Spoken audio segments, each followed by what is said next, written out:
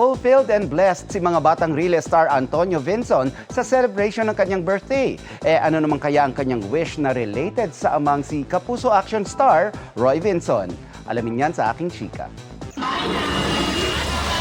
First time para kay mga batang relay star Antonio Vinson na mag-celebrate ng kanyang birthday na kasama ang fans. Nakakataba raw ng puso na kahit newbie sa showbiz, may mga taong naglalaan ng panahon para makisaya sa kanyang special day. Sila raw ang inspirasyon niya na pagbutihin pa ang kanyang pagganap. Yung suporta ng Antonio Charmers nandiyan pa rin, kaya hindi ako nawawalan ng hindi ako nang kinakabahan pagdating sa eksena kasi maraming nagsusuporta sa akin. Nagpapasalamat si Antonio dahil marami na raw ang nakakapansin na kanyang pagganap bilang dagul sa drama action primetime series. Pero isa raw sa pinaka-fulfilling para kay Antonio ay napansin siya at napahanga ang kanyang idol, ang amang si Kapuso action star Roy Vinson. Nakikita, napapansin yung acting niya, di ba? Sabi ko, okay, first time? Hira yung ganun, first time. Mas kinabahan po. Yung sabi ni Papa, dapat stay grounded ka po talaga sa mga tao ngayon. Ang birthday wish ni Antonio, mabisita ng daddy niya ang set ng mga batang riles para maka-eksena. Ang wish ko nga po, maka-fight ko po si Papa eh. Sa susunod na linggo, mga kapuso, Valentine's Day na. Ivan, may mga Saan ang date? plans ka na ba?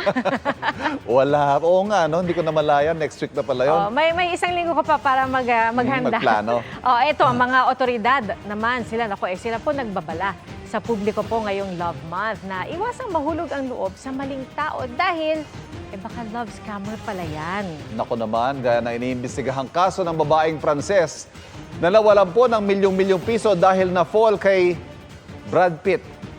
Peke nga lang na Brad Pitt. Nakatutok si Darlene Kai. Sino bang hindi kikiligin kung i-chat ka ni Brad Pitt? Padadalhan ka pa ng litrato at sasabihan ng I love you at iba pang sweet messages. Yan ang nagpakilig sa isang French woman sa loob ng 1.5 taon hanggang makumbinsi siyang may cancer daw si Brad kaya kailangan niya ng perang pampagamot. Pero nahulog siya hindi kay Brad Pitt kung hindi sa deepfake Brad Pitt. Hindi lang puso ng biktima ang nanakaw kung hindi pati pera niyang nasa $850,000 o mahigit 49 million pesos. Iniimbestigahan na ng French authorities ang insidente. Ang kampo ng totoong Brad Pitt nagpaalalang hindi aktibo sa social media ang aktor, kaya wag basta-basta sumagot sa mga mensaheng natatanggap online. Ngayong Love Month, ang paalala ng mga otoridad, wag agad-agad pairali ng puso dahil baka mabiktima ng love scam na posibleng tumaas ang bilang sa Valentine's Day. Lahat we've been monitoring since January, no? Kasi meron tayong preventive measures already preempting the possible surge ng love scam.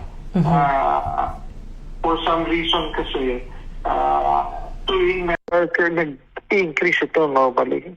Kabilang ang love scam sa mga ino-operate ng PAOK o Presidential Anti-Organized Crime Commission. Ang modus ng mga nahuli nila, pinaiibig ng scammer ang biktima bago kumbinsing mag-invest sa cryptocurrency. Pag meron na silang makitang profile na fit doon sa possible victim nila, ipapadala nila doon naman sa kanilang tinatawag na marketing group. Yun yung nag-hard sell. Nandoon na magpapakita sila ng mga models. Pag nakumbinsin nilang mag-invest, yung Australiano, sa kanila bibitawan bigla. Nagbabala na kamakailan sa Australians ang Australian Federal Police laban sa love scam, pati ang Philippine authorities gaya ng NBI. Sa isang raid kasi ng PAOK noong October 2024, nalaman nilang may nasa 5,000 phone number sa Australia ang muntik ng mabiktima. Paulit-ulit na paalala ng mga otoridad mag-ingat sa mga taong kinakausap online. If it's too good to be true, it probably is. Ibig sabihin, kung ang isang bagay ay halos hindi ka panipaniwala, huwag kang maniniwala. At ang pinaka-importante sa lahat, huwag magsisend ng pera o anumang personal na impormasyon sa mga taong nakikilala lang online. Bukod sa investigasyon at pagtugis sa mga nagpapatakbo ng ganitong operasyon, plano rin ng CICC at ibang ahensya na tulungan ang publiko na matukoy ang deepfakes. Para sa GMA Integrated News, Darlene Kai, Nakatutok, 24 Oras. Ingat lang po tayo mga kapuso. At yan po ang mga balita ngayong weekend para sa mas malaking misyon at mas malawak na paglilingkod sa bayan. Ako po si Pia Arcangel. Ako po si Ivan Mayrina mula sa GMA Integrated News, ang News Authority ng Pilipino. Nakatutok kami 24 oras.